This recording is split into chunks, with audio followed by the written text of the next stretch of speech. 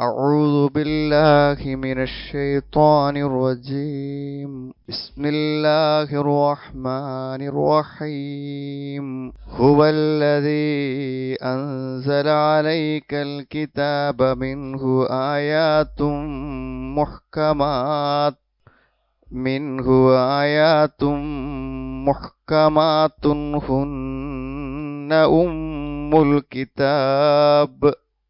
هن أم الكتاب وأخر متشابهات فأما الذين في قلوبهم زيغ فيتبعون ما تشابه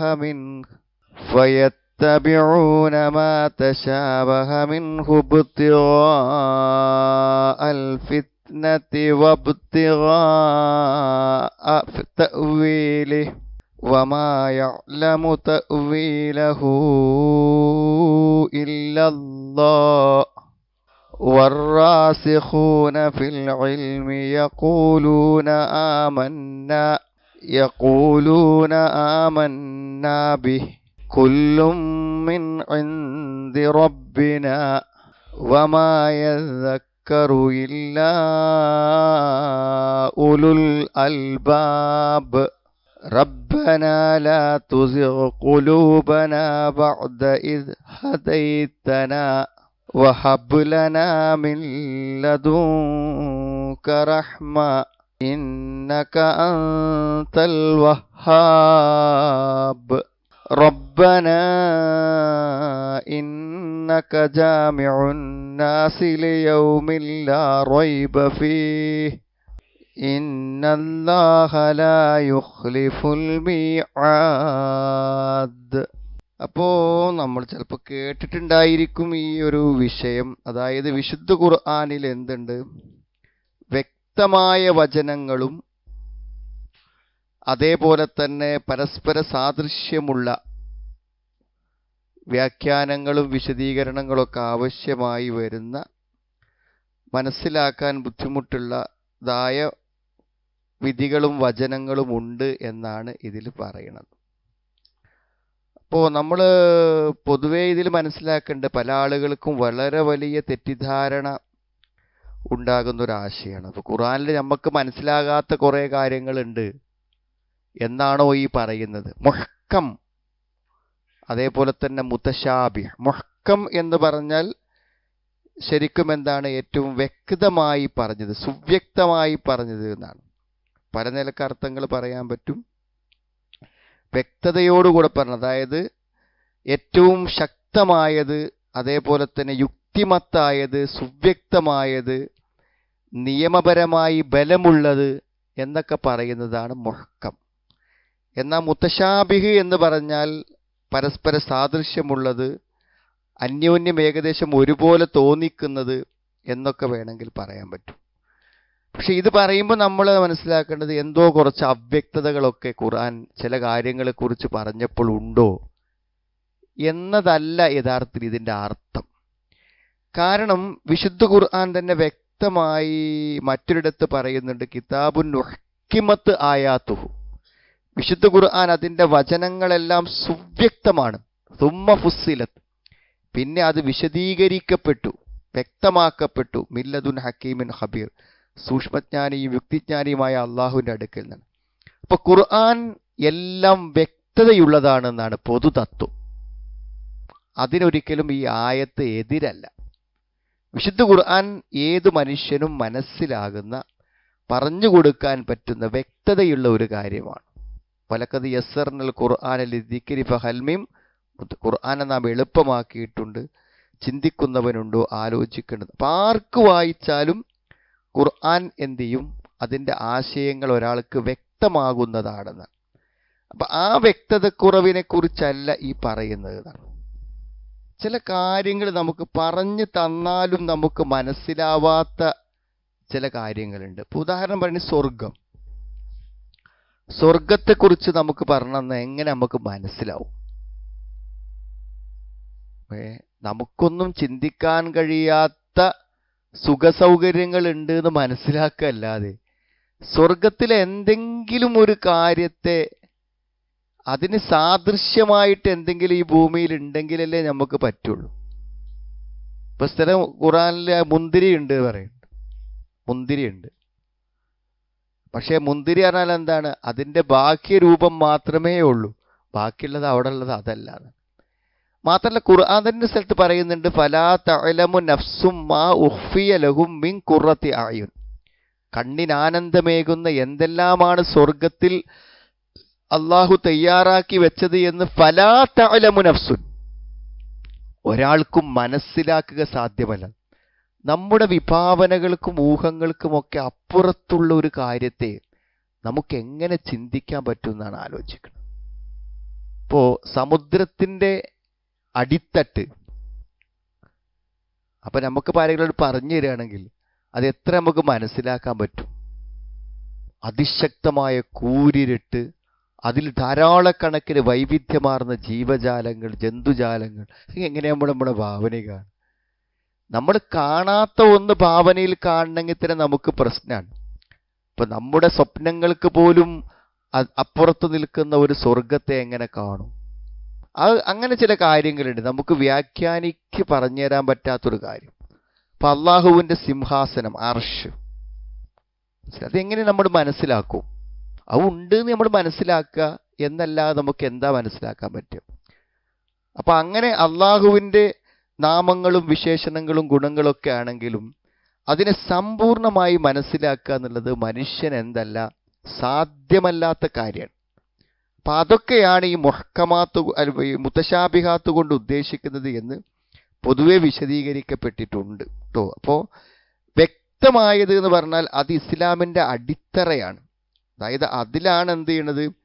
ഇസ്ലാമിൻ്റെ ഏറ്റവും അടിസ്ഥാനപരമായ നിയമങ്ങളെ കുറിച്ചാണ് എന്ത് ചെയ്യണത്? അതിൽ പറയണത് വ്യക്തത. അപ്പോൾ വ്യക്തതയുള്ള ഇസ്ലാമിൻ്റെ എല്ലാ ആശയങ്ങളെയും അടിത്തറകളും രൂപീകരിച്ചെടുക്കപ്പെട്ട കാര്യങ്ങൾ, ആ കാര്യങ്ങൾ എന്താണ്? അടിസ്ഥാനപരമായിട്ടുള്ള സംഗതികൾ, അതൊക്കെ നമുക്ക് ഏറ്റവും വ്യക്തമായതാണെന്നാണ്. നമ്മളിങ്ങനെ വായിച്ചിട്ട് ഇങ്ങനെ പറയാം, അപ്പോൾ കുറച്ചും കൂടി വ്യക്തമാവും. എന്താണ്? ഹുവല്ലദീ അൻസല അലൈക്കൽ കിതാബ, അവനാണ് നിന്റെ മേൽ വേദഗ്രന്ഥം അവതരിപ്പിച്ചവൻ. നബിനോട് അള്ളാഹ് പറയാണ്, ഈ ഗ്രന്ഥം നിന്റെ മേൽ ഇറക്കി തന്നത് അള്ളാഹുവാണ്. അള്ളാഹുവിൻ്റെതാണ് ഈ വാക്കുകളും ആശയങ്ങളും എല്ലാം അള്ളാഹുവിൻ്റെതാണ്.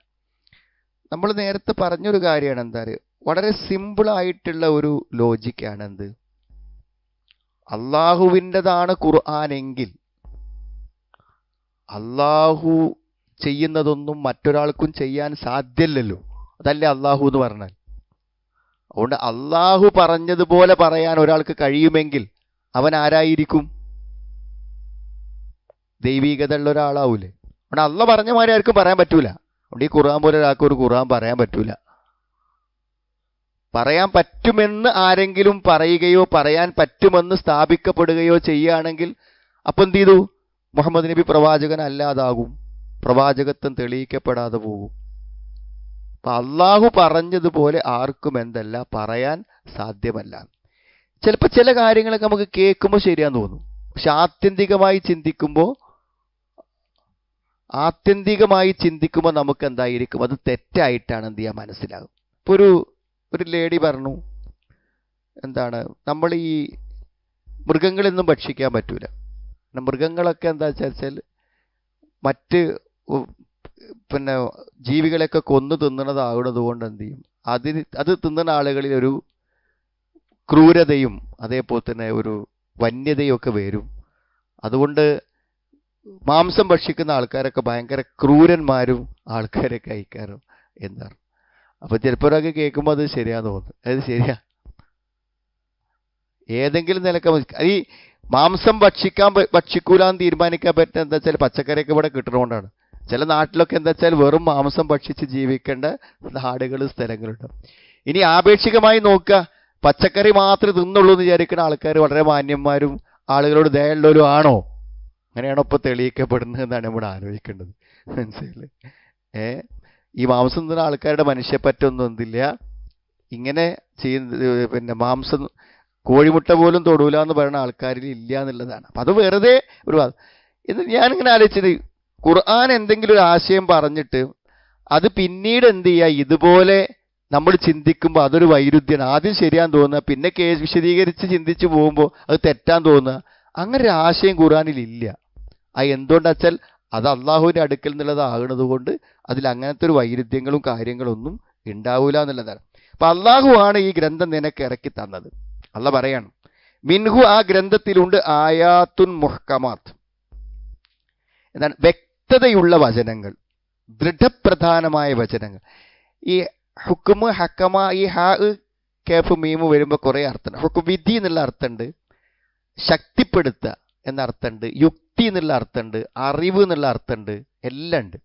അപ്പൊ ഇതിനെല്ലാം കൂടെ പ്രതിനിധീകരിക്കുന്നൊരു വാക്കാണ് എന്താണ് മുഹ്കമാത്ത് എന്നുള്ളത്. ഇപ്പൊ ദൃഢമായ വചനങ്ങൾ, വ്യക്തതയുള്ള വചനങ്ങൾ എന്നൊക്കെ നമുക്ക് പറയാൻ പറ്റും. അപ്പൊ സുവ്യക്തമായ വചനങ്ങൾ അതിലുണ്ട്. അപ്പൊ സുവ്യക്തമായ വചനങ്ങൾ ആ ഖുർആനിലുണ്ട്. വ്യക്തത എല്ലാ നിലക്കും നമുക്ക് എന്താണ് അടിസ്ഥാനപരമായി മനസ്സിലാകുകയും വ്യക്തമാവുകയും ചെയ്യുന്ന വചനങ്ങൾ എന്തുണ്ട്, ഖുർആനിലുണ്ട്. ഹുന്ന ഉമ്മുൽ കിതാബ്, ഹുന്ന ഉമ്മുൽ കിതാബ്, അതാകുന്നു എന്താണ് ഇതിന്റെ അടിസ്ഥാനം, മൂലകേന്ദ്രം.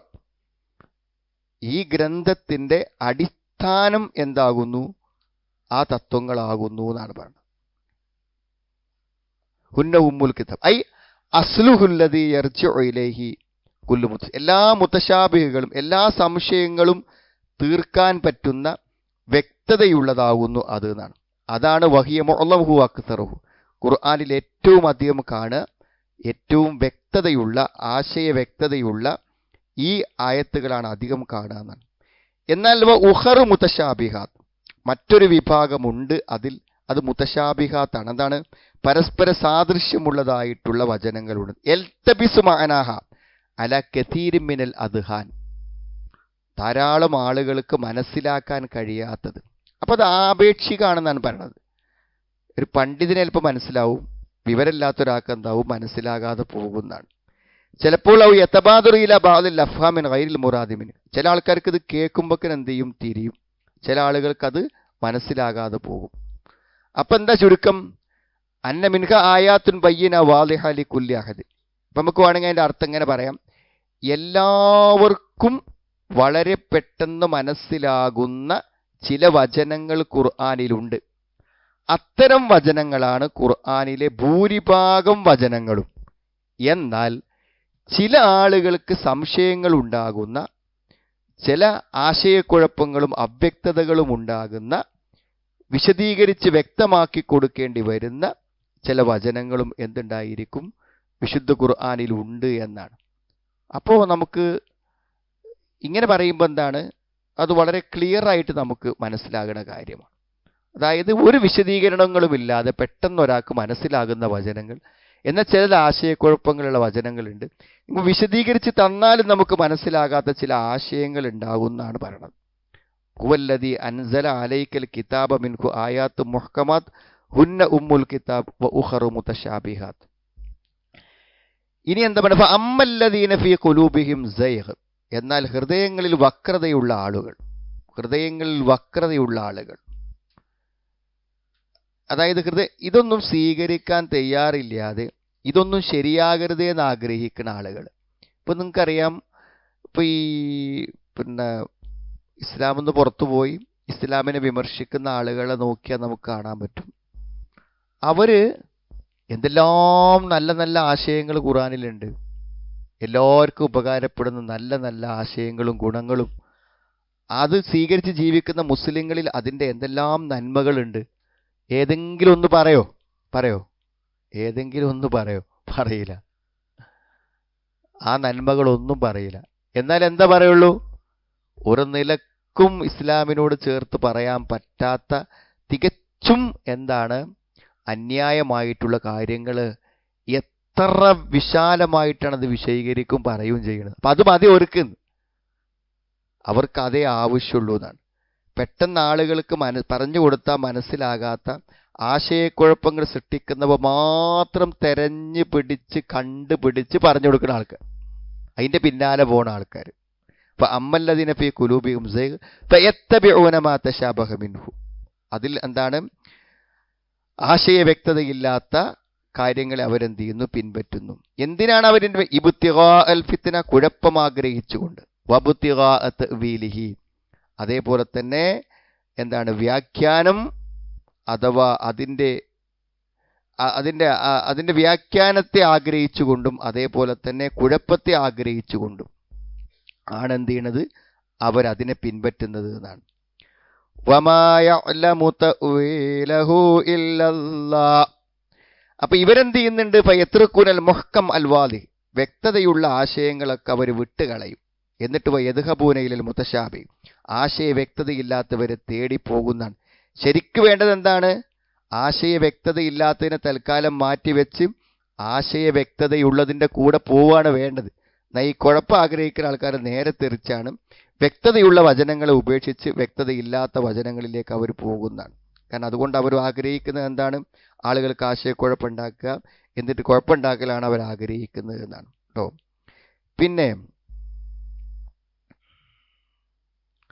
പിന്നെന്താ പറഞ്ഞത്? വമാ യഅലമു തഅ്വീലഹു ഇല്ലല്ലാഹ്. വമാ യഅലമു തഅ്വീലഹു ഇല്ലല്ലാഹ്, അതിന്റെ വ്യാഖ്യാനം അള്ളാഹുവിനല്ലാതെ അറിയുകയില്ല താനൊന്നാണ്. അങ്ങനെയുണ്ട്, അള്ളാഹുവിന് മാത്രം അറിയുന്ന. ഞാൻ നിങ്ങളോട് പറഞ്ഞത്, ചില കാര്യങ്ങൾ നമ്മൾ പറയുമ്പോൾ എന്താണ്, അത് എത്ര പറഞ്ഞു തന്നാലും നമുക്ക് എന്ത് ചെയ്യൂല, വളരെ വ്യക്തതയോടുകൂടെ മനസ്സിലാകാതെ പോകുന്ന ചില കാര്യങ്ങൾ ഉണ്ടായിരിക്കും. ഇപ്പം നമ്മളെല്ലാവരും കേട്ടിട്ടുണ്ടാവും, ഇമാം മാലിക് റഹ്മത്തുള്ളാഹിയോട് ചോദിക്കുന്നുണ്ട്.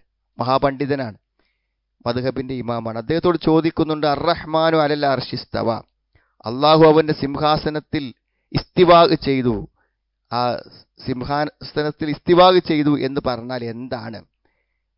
അപ്പോ ആ ചോദിക്കുന്ന ആൾ കൈഫസ്തവ, എങ്ങനെയാണ് അള്ളാഹു ആ അർശിൽ ഇരുന്നത്, അല്ലെങ്കിൽ ആ ഇസ്തിവാ ചെയ്തത് എങ്ങനെയാണ് എന്ന് ചോദിക്കുന്നുണ്ട്.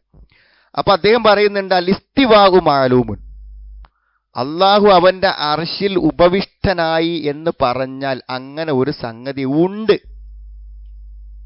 അതില്ലാന്ന് ആർക്കും പറയാൻ പറ്റൂല. അള്ളാഹ് പറയാണ്, അവന്റെ സിംഹാസനത്തിൽ അവൻ എന്തായിട്ടുണ്ട്? ഇസ്തിവാ ചെയ്തിട്ടുണ്ട് എന്ന് പറഞ്ഞാലുണ്ട്.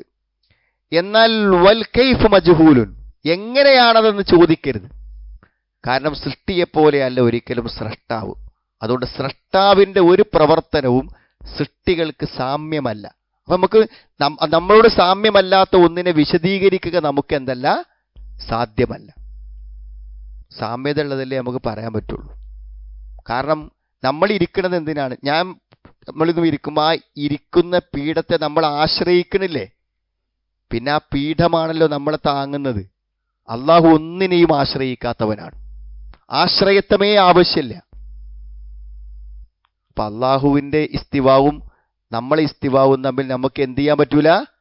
ഒരിക്കലും പരസ്പരം സാദൃശ്യപ്പെടുത്താനോ ബന്ധപ്പെടുത്താനോ പറ്റില്ല. അപ്പൊ അത് അള്ളാഹുവിൻ്റെതൊക്കെ നമുക്ക് അറിയില്ല എന്ന് വെക്കാനേ പറ്റുള്ളൂ. ആ പറഞ്ഞു തന്നത് അതുപോലെ നമ്മൾ മനസ്സിലാക്കുക എന്നുള്ളത് മാത്രമേ നമുക്ക് സാധ്യമാകുന്ന കാര്യമുള്ളൂ. എന്നിട്ടോ അൽ ഇസ്തിവാഉ മാലൂമുൻ, അള്ളാഹുവിന്റെ സിംഹാസനത്തിൽ ഉപവിഷ്ടനായി എന്നത് സത്യമാണ്, അതൊരു ശരിയായ കാര്യമാണ്. വൽ കൈഫു മജ്ഹൂൽ, അതെങ്ങനെയാന്നുള്ളത് അറിയില്ല. വൽ ഈമാനു ബിഹി വാജിബ്, അങ്ങനെ ഇസ്തിവാ ചെയ്തിട്ടുണ്ട് എന്ന് വിശ്വസിക്കൽ നിർബന്ധവുമാണ്. ഇനി അതെങ്ങനെയായിരിക്കും ഒരാൾ ചോദിക്കാൻ പറ്റുമോ? വസ്സുആലു അൻഹു ബിദ്അ, അങ്ങനെ ചോദിക്കുന്നത് എന്താണ്? ബിദ്അത്ത്, മതത്തിൽ ഒരു ഇല്ലാത്ത കാര്യമാണ്, അങ്ങനെ ചോദിക്കാൻ പാടില്ല. എത്ര ക്ലിയർ ആണത്? അങ്ങനെ ഉണ്ട് എന്ന് അള്ളാഹ് പറഞ്ഞാൽ ഉണ്ട്, എങ്ങനെയെന്ന് ചോദിച്ചാൽ നമുക്ക് എന്ത് ചെയ്യില്ല, അറിയില്ല. എന്നാൽ ഉണ്ടെന്ന് വിശ്വസിക്കണ്ടേ? ഉറപ്പായിട്ട് വിശ്വസിക്കണം. ഇനിയോ അത് എങ്ങനെയാണെന്ന് ചോദിക്കൽ എന്താണ്? മതത്തിൽ പാടില്ലാത്ത കാര്യമാകുന്നു. ഇതന്നെയാണ് അള്ളാഹുവിൻ്റെ എല്ലാ നാമഗുണ വിശേഷണങ്ങളെക്കുറിച്ചുള്ള അവസ്ഥ. അള്ളാഹുവിൻ്റെ എന്ത് വിശേഷണങ്ങളാണെങ്കിലും അത് മാലൂമത്താണ്, കൈഫിയത്തുഹ മജ്ഹൂലത്താണ്, വൽ ഈമാൻ ബിഹി വാജിബ് വസ്സുആലു അൻഹ ബിദ്അ. പറഞ്ഞാൽ കഴിഞ്ഞ് എല്ലാം.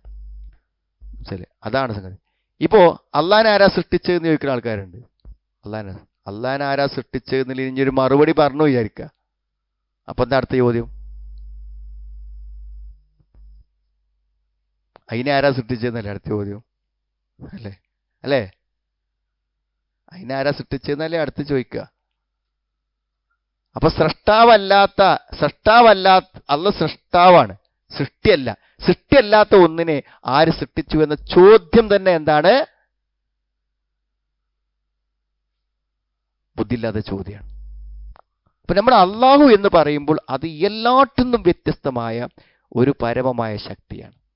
അതുകൊണ്ട് ആ അള്ളാഹിനെ കുറിച്ച് അള്ളാഹ്ക്ക് മാത്രമേ അറിയുള്ളൂ. അതുകൊണ്ട് അള്ളാഹു എന്ത് പറഞ്ഞു തന്നോ അത് മാത്രം നമ്മൾ എന്ത് ചെയ്യുക? മനസ്സിലാക്കുക, വിശ്വസിക്കുക. അതൊരിക്കലും അതിൻ്റെ എല്ലാ കാര്യങ്ങളും ചിന്തിച്ചു സമ്പൂർണമായി ഉൾക്കൊള്ളുക, അറിയുക എന്നുള്ളത് നമുക്ക് സാധ്യമല്ല. അതുകൊണ്ടാണ് അതിനെക്കുറിച്ചൊക്കെ എന്ത് പറയുന്നത്? അത് മുതശാബിഹായത് എന്ന് പറയുന്നതിൻ്റെ കാര്യം അതാണ്.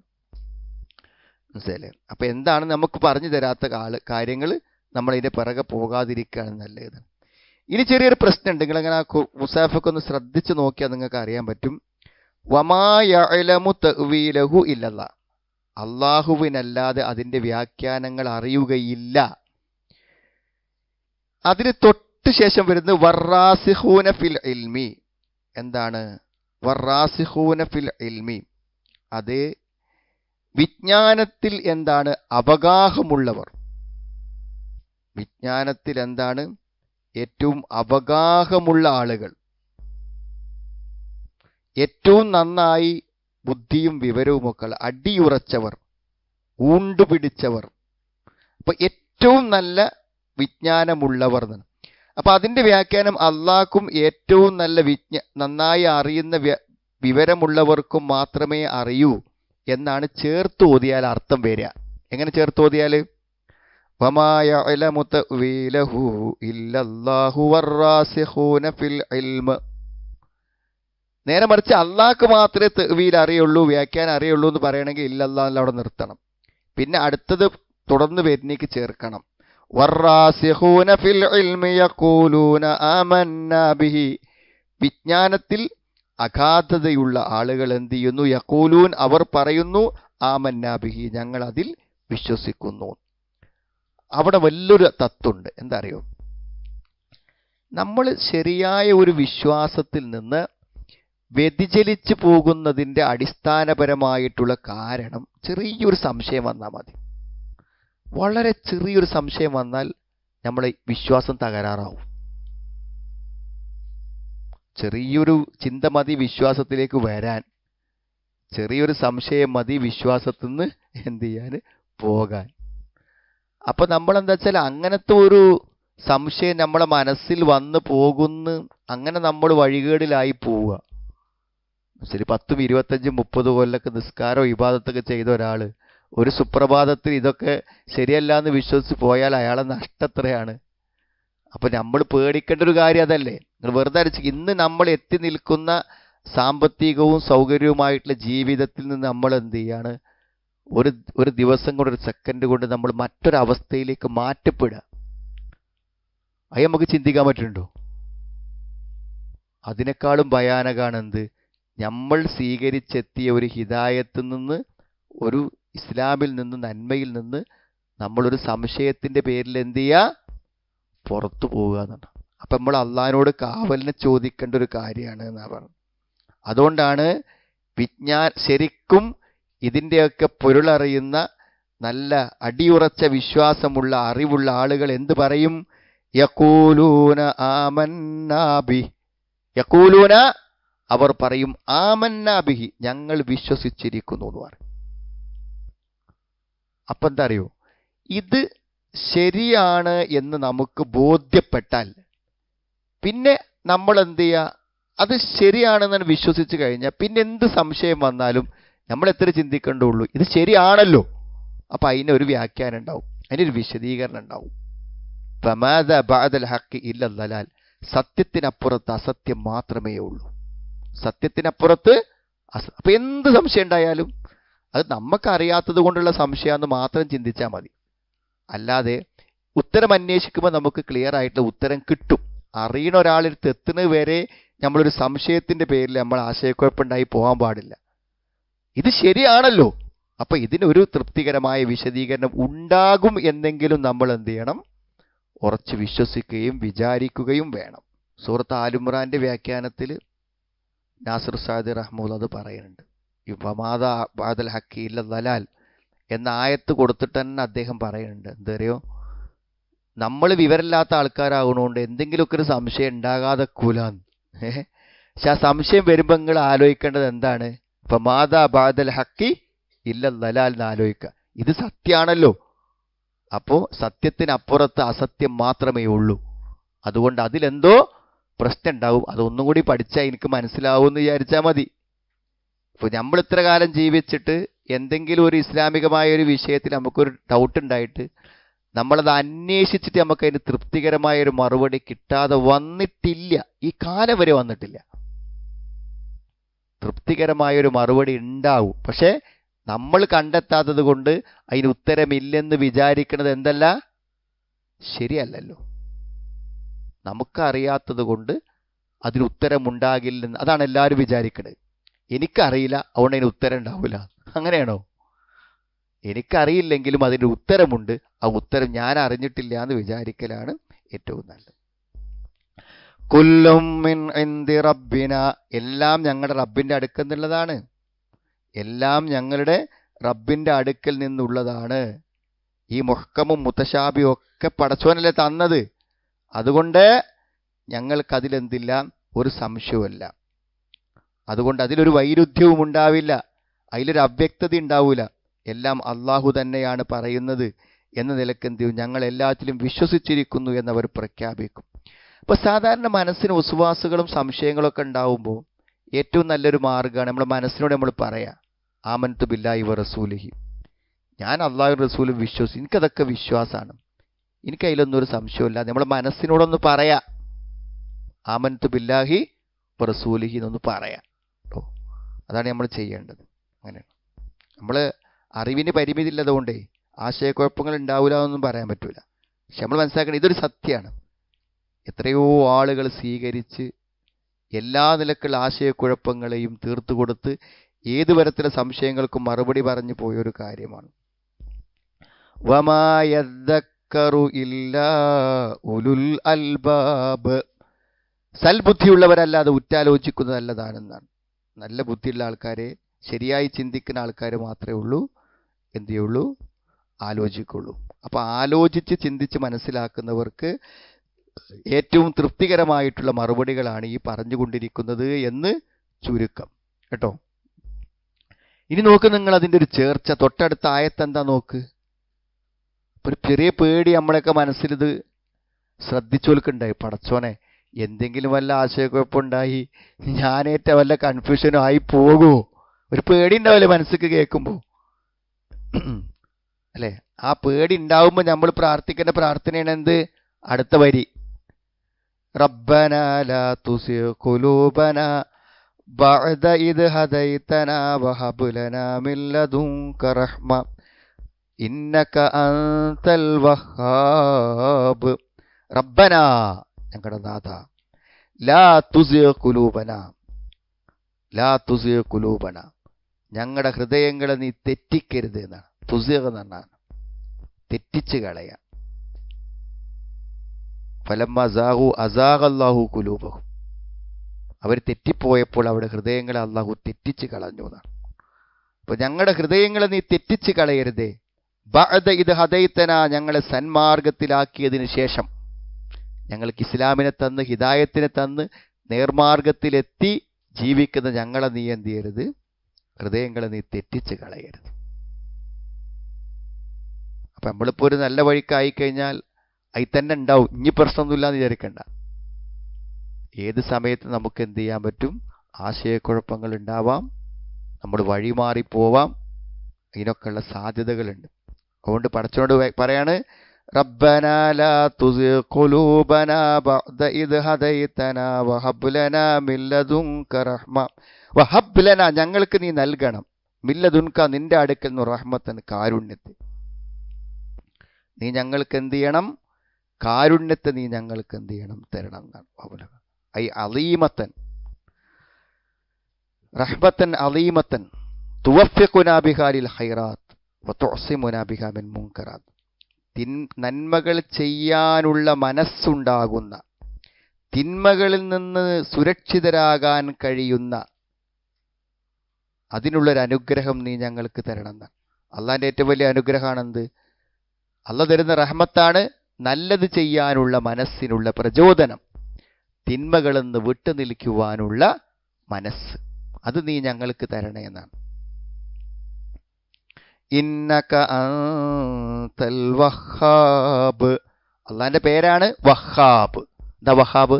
അത്യധികമായി നൽകുന്നവൻ. അത്യധികമായി നൽകുന്നവൻ അള്ളാഹിന്റെ വിശേഷനാണത്. അള്ളാഹ് കണക്കില്ലാതെ കൊടുക്കുന്നു. വാസിഉൽ അതായ വൽ ഹിബാത്ത്, പടച്ചോൻ കൊടുക്കുന്നതിന് ഒരു കണക്കുണ്ടാവില്ല. കസീറുൽ ഇഹ്സാൻ അല്ലദി അമ്മ ജൂദക ജമീഅ അൽ ബരിയാത്ത്, എല്ലാ സൃഷ്ടികളിലും അവന്റെ അള്ളാഹ് കൊടുത്തതിന് വല്ല കണക്കുണ്ടോ? അള്ളാഹു എല്ലാ ജീവജാലങ്ങൾക്കും അള്ളാഹു കൊടുത്തു. നമുക്കൊക്കെ എത്ര തന്നത്? തരാത്തതിനെ കുറിച്ച് ആലോചിച്ചിട്ടാണ് പ്രശ്നം എന്നാണ്. അങ്ങനെ ഈ സൂറത്ത്, നമ്മളെ ഈ സൂറത്ത് തന്നെ ഉണ്ട്, ഇനി വരാൻ പോകുന്നുണ്ട്. അതായത് ഉഹദ് യുദ്ധം നബി സ്വല്ലല്ലാഹു അലൈഹി വസല്ലം സഹാബത്തും പരാജയപ്പെട്ട യുദ്ധമാണ്. നബിന്റെ പല്ല് പൊട്ടി, തലക്ക് മുറിവായി. നബി പറഞ്ഞില്ലേ, ഈ പ്രവാചകനെ മുറിവേൽപ്പിച്ച ജനത എന്ന് പറഞ്ഞ നബി എന്ത് ചെയ്ത് പറഞ്ഞു? ആ ഉഹദിനെ കുറിച്ച് പറയുന്നതിന്റെ ഇടയിൽ അള്ളാഹു ബദർ യുദ്ധം ഓർമ്മിപ്പിക്കുന്നുണ്ട്. ഉഹദ് യുദ്ധത്തെ കുറിച്ച് പറയുമ്പോൾ തന്നെ ബദർ യുദ്ധത്തെ ഓർമ്മിപ്പിക്കുന്നുണ്ട്. ബദർ യുദ്ധം എന്ന് പറഞ്ഞാൽ ഒരു തയ്യാറെടുപ്പും ഇല്ലാതിരുന്നിട്ടും വിജയം കിട്ടിയ യുദ്ധമാണ്. അപ്പം പരാജയത്തിൽ നിൽക്കുമ്പോഴും മുമ്പ് തന്നൊരു വിജയത്തെക്കുറിച്ച് ഓർമ്മിപ്പിക്കണം. എന്തിനാ അറിയോ? അപ്പം നമുക്കൊരു മനസമാധാനം കിട്ടും. എന്തെങ്കിലും വിഷമങ്ങളൊക്കെ ഉണ്ടെങ്കിൽ നമ്മളെന്താ വെച്ചാൽ, നമുക്ക് എന്തെങ്കിലുമൊക്കെ നമ്മൾ വിചാരിച്ചല്ലാതെ നടക്കുന്നത്, വിചാരിച്ച് നടന്നുപോയ കുറേ സംഭവങ്ങൾ നമ്മൾ ആലോചിക്കുമ്പോൾ ഒരു സമാധാനം കിട്ടുന്നതാണ് അതിൻ്റെ ഓർമ്മപ്പെടുത്തൽ. ഇവിടെ ഈ നല്ലവരായ വിശ്വാസികളുടെ എന്ത് ചെയ്യാണ് ഗുണങ്ങളാണ് അള്ളാഹു ഇവിടെ പറയുന്നത്. ശരിയായ നല്ല വിശ്വാസികളായ ആളുകളുടെ ഗുണങ്ങൾ ഇവിടെ എണ്ണി പറയുന്നുണ്ട്. ഇപ്പം നമ്മൾ പഠിച്ചില്ല. അതിൽ ഒന്നാമത്തെ ഒരു ഗുണം എന്താണെന്ന് വെച്ചാൽ അള്ളാഹുവിലേക്ക് എത്തുന്ന അറിവ്. ഒരു മനുഷ്യന് കിട്ടേണ്ട, ഒരു നല്ല മനുഷ്യനുണ്ടാവേണ്ട യോഗ്യതകളാണെന്ത്? അള്ളാഹുവിനിലേക്ക് എത്തുന്ന, അള്ളാഹുവിൻ്റെ നിയമങ്ങളെക്കുറിച്ചൊക്കെയുള്ള നല്ല അറിവ്. രണ്ടാമത്തേത് അവഗാഹം. അറിയുന്ന വിഷയങ്ങൾ എന്ത് ചെയ്യുക? വളരെ അടിസ്ഥാനപരമായും വളരെ കൃത്യതയോടുകൂടെയും പഠിക്കുക. റുസൂഖ് ഫിൽ ഇൽം എന്ന് പറയും, ശരിക്ക് പഠിക്കുക. പിന്നെ മൂന്നാമത്തെ കാര്യം എന്താണ്? എന്ത് വിശ്വാസപരമായി പറഞ്ഞെന്നാലും അത് സംശയമില്ലാതെ അംഗീകരിക്കുക. അതാണ് മൂന്നാമത്തത്. ആമന്നാ ബിഹി കുല്ലും മിൻ ഇൻദി റബ്ബിന. നാലാമത്തത് എന്ത് ചെയ്യാം? ഈ സത്യത്തിൽ നിന്ന് തെറ്റിപ്പോകുമോ എന്ന ഭയം കൊണ്ട് അള്ളാഹുവോട് നമ്മൾ അതിന് കാവലിന് തേടുക, വിട്ടുവീഴ്ച തേടുക. അഞ്ചാമത്തേത് ഇഅ്തിറാഫുഹും ബിമിന്നത്തില്ലാഹി അലൈഹിം, അള്ളാഹ് തന്ന അനുഗ്രഹങ്ങളെ നമ്മൾ അംഗീകരിക്കുക. പടച്ചോനെ എന്നീ കണക്കില്ലാത്തത് എനിക്ക് തന്നിട്ടുണ്ട് എന്ന് അംഗീകരിക്കുന്നൊരു മനസ്സ് കേട്ടോ. അതേപോലെ തന്നെ എന്താണ്? എല്ലാ തിന്മകളിൽ നിന്നും തന്നെ തടുക്കണം എന്ന് അള്ളാഹുവോടുള്ള ആവശ്യപ്പെടും. ചോദ്യം, അള്ളാഹിൻ്റെ വഹാബ് എന്നുള്ള നാമം വെച്ചിട്ട് അള്ളാഹിനോട് ചോദിക്കാം. ഏഴാമത്തത് ഇനി പറയാൻ പോകുന്നതാണ് എന്ത്? പരലോകത്തിലുള്ള അവരുടെ ഉറച്ച വിശ്വാസം. ഞാൻ മരിച്ചു കഴിഞ്ഞാൽ എന്ത് ചെയ്യും? അള്ളാഹിൻ്റെ അടുക്കൽ റബ്ബനാ ഇന്നക ജാമിഉന്നാസ്, ഞങ്ങളുടെ രക്ഷിതാവേ തീർച്ചയായും നീ ജനങ്ങളെ ഒരുമിച്ച് കൂട്ടുന്നവനാണ്, ജനങ്ങളെ എല്ലാവരെയും നീ ഒരുമിച്ച് കൂട്ടും. ലിയൗമിൻ, ഒരു ദിവസം, ലാ റൈബ ഫീഹി, അതിന് സംശയമില്ല, സന്ദേഹമില്ലാത്ത ഒരു ദിനത്തിൽ ജനങ്ങളെയെല്ലാം ഒരുമിച്ച് കൂട്ടുന്നവനാണ് നീ. ഇന്നല്ലാഹ ലാ യുഖ്ലിഫുൽ മിആദ്, അള്ളാഹു ഒരിക്കലും വാഗ്ദത്തം ലംഘിക്കുകയില്ല. പരലോകത്തിലെ ഏറ്റവും വലിയ തെളിവാണത്. പരലോകമുണ്ട് എന്നതിൻ്റെ ഏറ്റവും വലിയ തെളിവാണ്. എന്താ അറിയോ? ഞാനും നിങ്ങളും ജീവിക്കുന്ന ഈ കാലത്തിലിടക്ക് എത്രയോ വിശ്വാസികൾ എന്ത് ചെയ്തിട്ടുണ്ട്? ദാനധർമ്മങ്ങൾ ചെയ്തു, നിസ്കരിച്ചു, സദക്ക കൊടുത്തു, രക്തസാക്ഷിത്വം വരിച്ചു. എന്താണ്? അള്ളാഹ് സ്വർഗം കൊടുക്കുമെന്ന് പറഞ്ഞിട്ടല്ലേ ഓരതൊക്കെ ചെയ്തത്? അള്ളാഹിന്റെ വാക്ക് വിശ്വസിച്ചിട്ടാണ് അവരാ ത്യാഗങ്ങളൊക്കെ ചെയ്തത്. എന്നിട്ട് ഓൾക്ക് സ്വർഗം കൊടുക്കാതിരിക്കുമോ പടച്ചോൻ? അങ്ങനെ ഒരു പരലോകവും സ്വർഗമൊക്കെ ഇല്ലാതിരുന്നാൽ എത്രത്തോളം വലിയ വാക്ക് ലംഘനമായിരിക്കും അത്. അതുകൊണ്ട് അള്ളാഹുവിൻ്റെ ആ വാക്കിനെ വിശ്വസിച്ച് കോടിക്കണക്കിന് ആളുകൾ ജീവിതത്യാഗം ചെയ്തതുകൊണ്ട് ആ വാക്കൊരിക്കലും ഒരിക്കലും പാഴായി പോകില്ല. അതാണ് ഇന്നല്ലാഹ ലാ യുഖ്ലിഫുൽ മിആദ്. അള്ളാഹു തൻ്റെ വാഗ്ദത്തം ലംഘിക്കാത്തവനാണെന്നാണ്. അള്ളാഹു തൻ്റെ വാഗ്ദത്തത്തിന് എതിര് പ്രവർത്തിക്കൂല. അതുകൊണ്ട് അത് വിശ്വസിച്ച ആളുകൾക്ക് അത് ലഭിക്കുക തന്നെ ചെയ്യും എന്നർത്ഥം. أعوذ بالله من الشيطان الرجيم. بسم الله الرحمن الرحيم. هو الذي أنزل عليك الكتاب منه آيات محكمات